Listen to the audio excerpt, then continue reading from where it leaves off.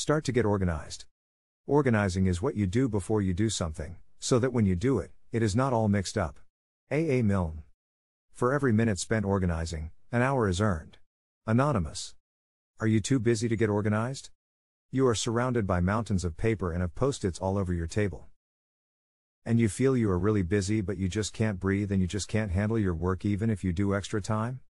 Then read closely now, because I'm especially talking to you. It's not that you are too busy to get organized, it's because you are not organized that you are so busy.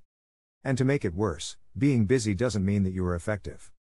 Just because you have the messiest table in the office, doesn't mean you are the one who works hardest. There are studies that today's executives spend between 30% and 50% of their time searching for paperwork. Can you believe that?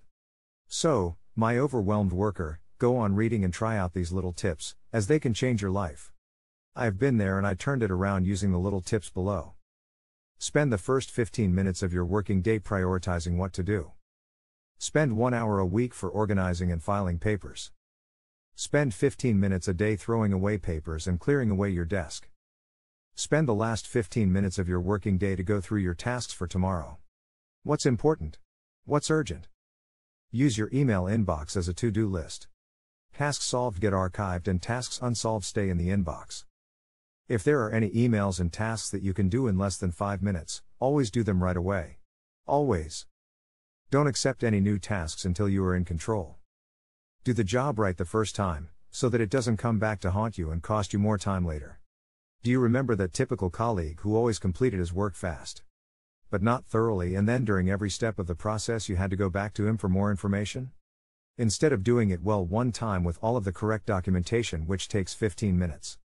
He rushed it in 5 minutes, and later you had to go back to him 3 more times, thus losing another 30 minutes. So instead of 15 minutes he actually took 35 minutes to complete the task. Do it right the first time.